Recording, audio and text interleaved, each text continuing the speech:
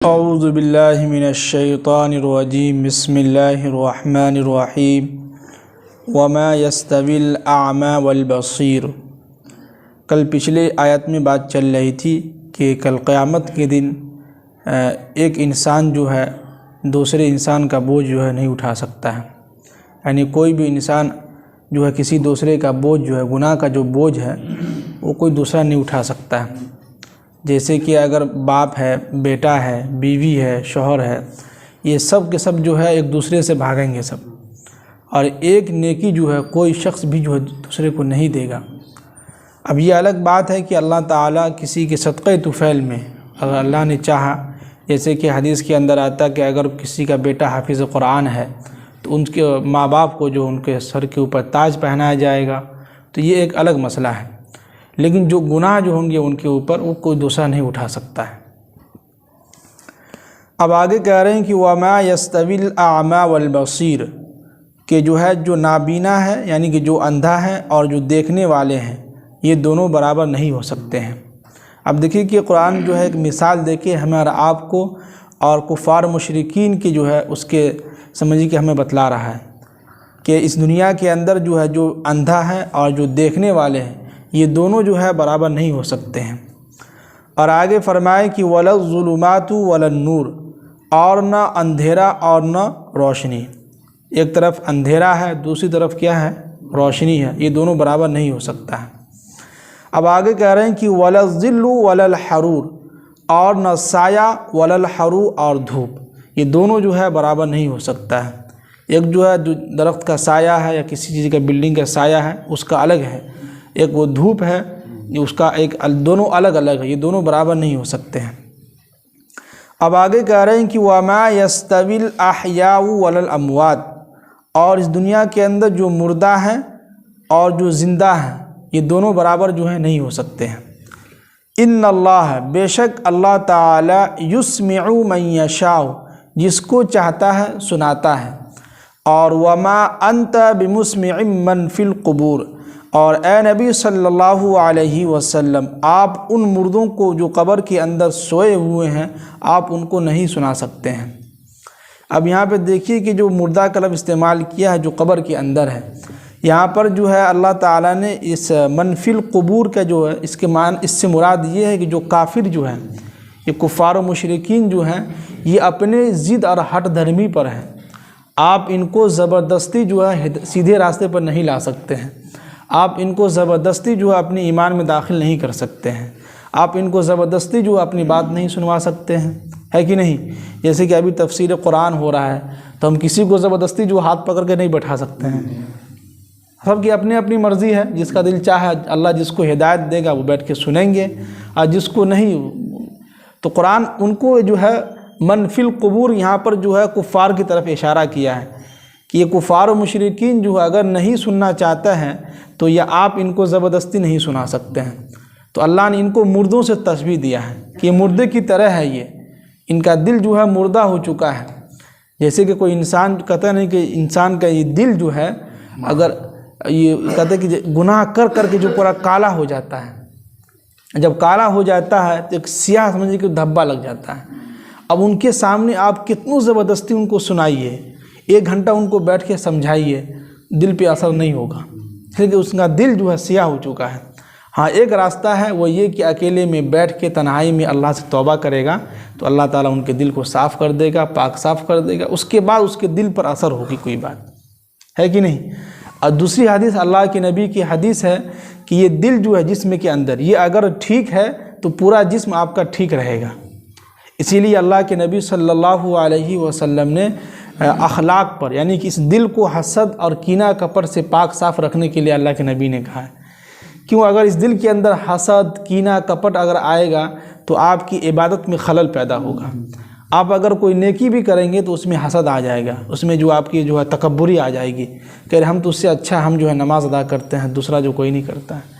تو اسی لیے اللہ کے نبی نے زیادہ فوکس کیا ہے اس دل کو صحیح رکھنے کے لیے۔ اگر یہ دل صحیح رہے گا تو آپ کا پورا جسم ٹھیک ٹھاک رہے گا، کوئی بیماری کچھ بھی نہیں۔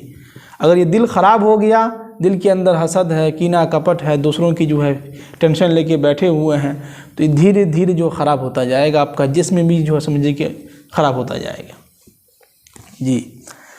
اب آگے فرمائے کہ ان انت الا نذیر، مگر یہ کہ اے نبی صلی اللہ علیہ وسلم آپ صرف لوگوں کو ڈرائیے۔ یہاں پر دیکھیے کہ جیسے کوئی انسان ہوتا ہے نا کہ کسی کو سمجھا کے تھک جاتا ہے تو انسان کو غصہ آ جاتا ہے، یار کیسا انسان ہے، دل کرتا ہے کہ لگائیں، ہے کہ نہیں؟ جیسے کہ ابھی ہم لوگ نماز کے لیے آ رہے ہیں، کچھ نوجوان وہاں بیٹھے رہے ہوں گے، آپ کا دل چاہا ہوگا لگائیں کسی کو 1-2 تھپڑ، لیکن کیا نہیں لگا سکتے ہیں، اللہ نے حکم نہیں دیا۔ یہاں پر اللہ کے نبی کو کہہ رہے ہیں کہ آپ کی ذمہ داری صرف اتنا ہے کہ آپ لوگوں تک پیغام پہنچائیے، بس، باقی کسی کے ساتھ زبردستی نہیں کر سکتے ہیں، اور اپنے آپ کو پریشان بھی نہیں کرنا ہے، ٹینشن میں لے کے بیٹھنا نہیں ہے کہ یار کیسا لوگ سب بات ہی نہیں سنتا ہے میری، ہاں اس سے بھی ہم کو جو ہے نہیں کرنا ہے۔ اس لیے اللہ کے نبی کے ذریعے سے ہم لوگوں کو بھی ایک پیغام دے رہا ہے کہ ہم لوگوں کو ہمت نہیں ہارنی ہے، کیا ہے؟ ہمت نہیں ہارنی ہے، روزانہ ان کو دعوت دینا ہے، ایک نہ ایک دن اللہ تعالیٰ ان کے دلوں پر جو ہے کچھ ہو سکتا ہو اللہ تعالیٰ ان کو ہدایت دے دے۔ اب یہ نہیں کہ 10 دن کسی کو ٹوکے اس کے بعد اس کو گالی دے کر بات سنتا ہی نہیں ہے میری، تو اس سے کیا ہوگا کہ آپ کا اپنا نقصان ہوگا، اس کا کوئی کیا ہوگا۔ بس یہ کہ ہماری ذمہ داری کیا ہے کہ ایک مرتبہ آنے کے وقت میں چلو بھائی نماز کے لیے اذان ہو گئی ہے، بس، باقی اپنا دماغ کھپانے کی ضرورت نہیں ہے۔ تو یہاں پر بھی اللہ کے نبی صلی اللہ علیہ وسلم سے کہہ رہے ہیں کہ ان انت الا نذیر، آپ کی ذمہ داری صرف اتنی ہے کہ آپ لوگوں کو بتلا دیجئے، لوگوں کو ڈرا دیجئے، جو کافر لوگ ہیں ان کو جہنم کے بارے میں بتلائیے، اور جو مومنین ہیں ان کو خوشخبری دیجئے کہ بھائی اگر آپ نماز کی پابندی کریں گے تو اللہ تعالیٰ نے آپ کے لیے جو ہے جنت کا وعدہ تیار کر رکھا، وعدہ رکھے ہیں،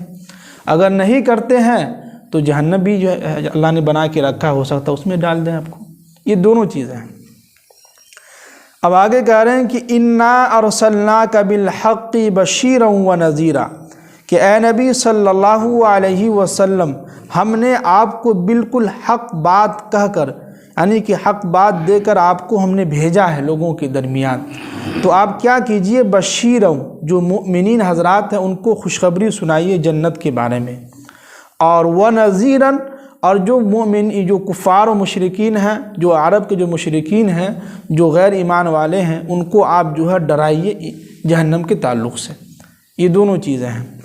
تو یہاں پر دیکھیے کہ جو مؤمنین ہیں، جو مسلمان ہیں، جو نماز کے لیے نہیں آ رہا ہے، تو ان کے سامنے ڈائریکٹ ہم جو ہے جہنم کی اگر ان کو سنا دیں وعید ہے تو بجائے ڈر جائے گا،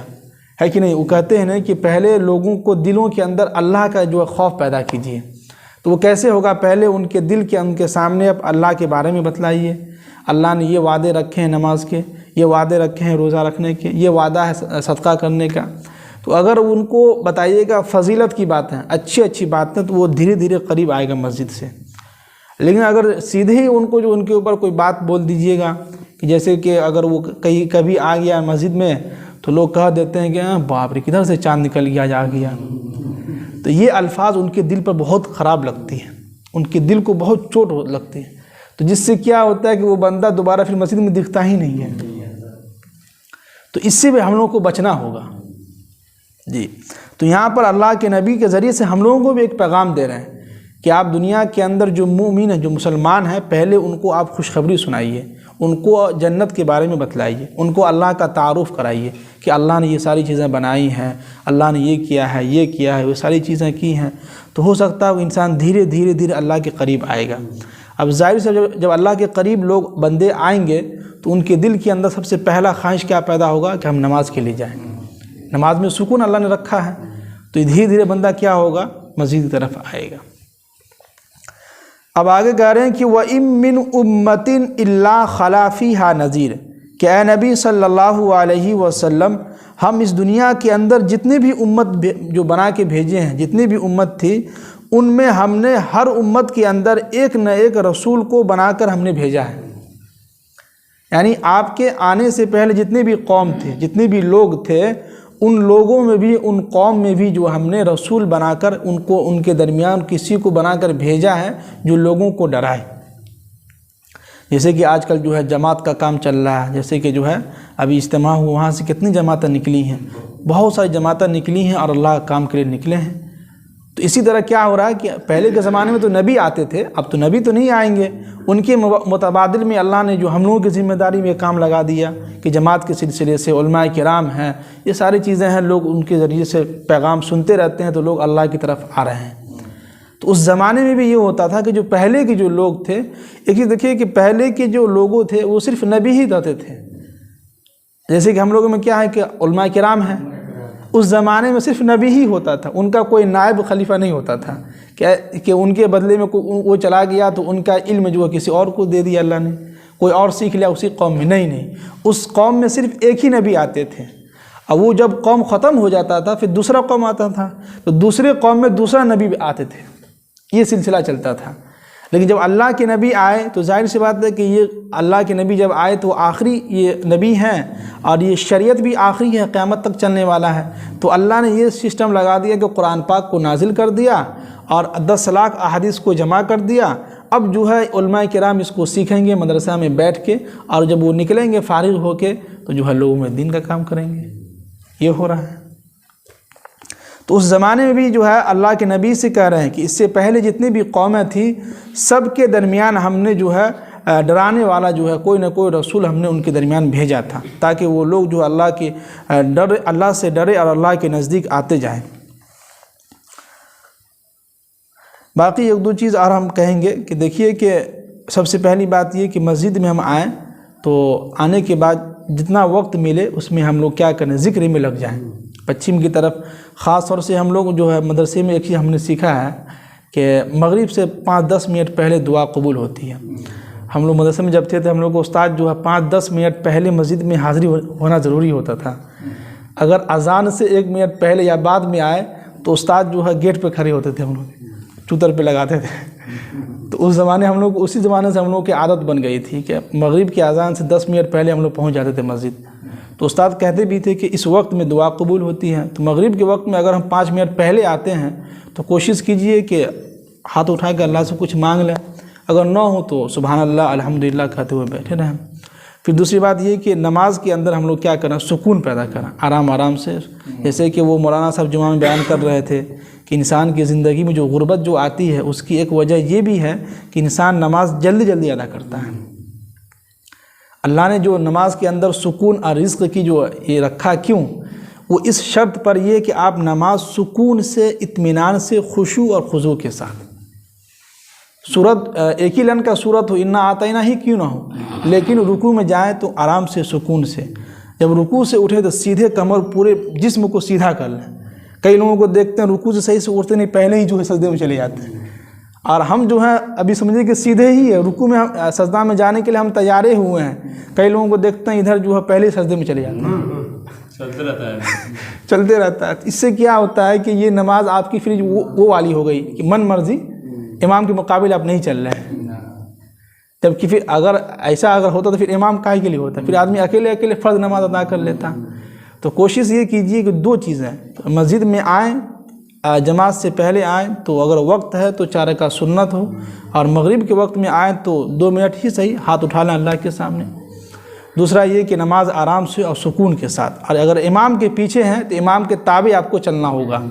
امام سے پہلے اگر کرتے ہیں تو پھر ہو سکتا ہو کہ اللہ کے نبی کی حدیث ہے کہ اللہ تعالیٰ کل قیامت کے دن ایسے لوگوں کو گدھا کی شکل میں بنا کے اٹھائیں،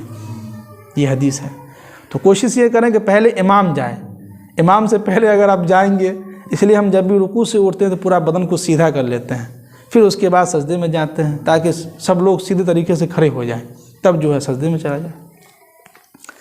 اللہ تعالیٰ ہم سب کو عمل کی توفیق نصیب فرمائے۔